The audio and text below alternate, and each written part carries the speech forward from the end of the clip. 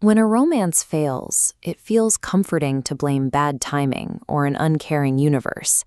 It's easier to say you haven't found the one than it is to admit that relying on fate might actually be a highly effective way to mask a deep psychological trauma response. Take Justin and Emma. Justin is a software engineer with deep, permanent roots in his city. Emma is a travel nurse whose entire life fits into 2 suitcases. They have absolutely nothing in common, except for a viral Reddit post that brings them together over a highly specific shared problem. They both claim to suffer from a cosmic dating curse. Every single time they date someone for a meaningful amount of time and then break up, that ex immediately goes on to meet and marry their true soulmate. To fix this, they come up with an experiment. They agree to casually date each other for the summer and then purposefully break up. The logic is simple. They will cancel out each other's curses, freeing them both to finally find true love with the very next person they meet. This flowchart maps their exact cycle: meet, date, panic, and break up. Then the ex marries someone else. But flip this upside down, and the curse reveals a survival strategy: avoidant attachment and a fear of permanence. They aren't victims of a curse. They are architects of an exit strategy. They enter these relationships with a built-in expiration date, ensuring that when things get too real, the universe provides a convenient reason to walk away. Trusting the universe to deliver a soulmate sounds incredibly romantic. In reality, relying on romantic fate is a highly effective excuse to avoid the terrifying vulnerability of actually staying with someone. Their carefully controlled summer experiment shatters when real life intervenes. Justin's mother is suddenly sentenced to prison for embezzlement. Overnight, Justin is forced to take legal custody of his 3 young siblings. He is instantly tethered to a life of extreme, non-negotiable responsibility. He can't run away. He has to stay, provide, and parent. This new, heavily grounded reality collides directly with Emma's psychological wiring. Because of severe childhood neglect, Emma's brain has been trained to view permanence, family anchors, and stability not as comforts, but as direct threats to her survival. That fragile mental ecosystem is pushed to the breaking point when Emma's toxic, unpredictable mother, Amber, suddenly arrives in town.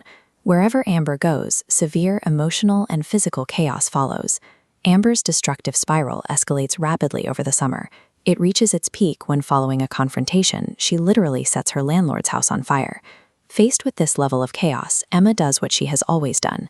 She mentally gets small. She disassociates from the present moment, packs her bags, and physically flees the state without even telling Justin she's leaving. To a traumatized brain, running away feels like a necessary, protective safety measure.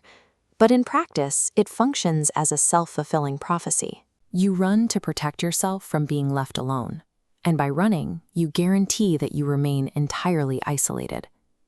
Emma flees, but she finds that distance provides no relief. She realizes that no matter how far she drives, she is still carrying the same exhaustion and the same survival reflexes. Instead of running back to Justin, she settles into the slow, grueling labor of unlearning her own habits. She starts with the heavy lifting: EMDR, therapy sessions that leave her drained, and the brutal process of untangling her mother's voice from her own. She spends months learning to name the impulse to run before it takes control of her feet. This diagnosis isn't an excuse, it's a map.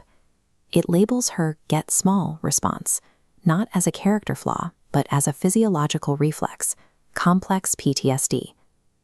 It provides the framework she needs to stop fighting herself and start managing her neurological responses. Her perspective fractures further when she takes a DNA test. She discovers she has a stable, loving, extended maternal family, a family her mother deliberately hid from her for decades. Meeting this family strips away the central lie of her childhood. Her isolation was a deliberate invention by her mother, a choice to withhold a support system that had been waiting for her all along. Armed with this truth, Emma makes an agonizing choice. She permanently severs ties with her mother, enforcing a strict no-contact boundary. You cannot build a healthy foundation on top of a rotten structure. Before Emma could construct a future, she had to make the brutal choice to completely destroy her ties to the toxic familiar. 6 months pass. Through continuous therapy and the support of her newfound family, Emma successfully rebuilt her psychological foundation. She learns to recognize her trauma responses and stop them from dictating her actions.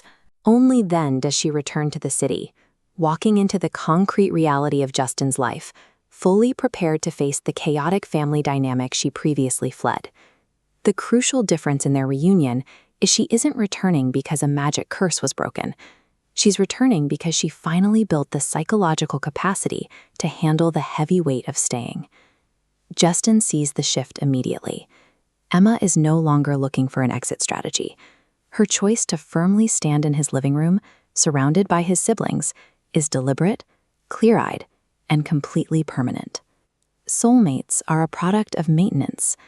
They are constructed in the quiet moments of mutual caretaking, in the decision to trade a flight response for a permanent home, and in the sheer, terrifying courage it takes to heal your own wounds so you can finally choose to stay. Emma's journey required an incredibly difficult decision regarding her mother, one that splits opinions sharply. As the graphic shows, it comes down to a battle between forgiving family and protecting yourself. So we want to know what you think. At what point do you owe it to yourself to cut off a toxic family member, even if society constantly tells you family is everything? Let us know in the comments.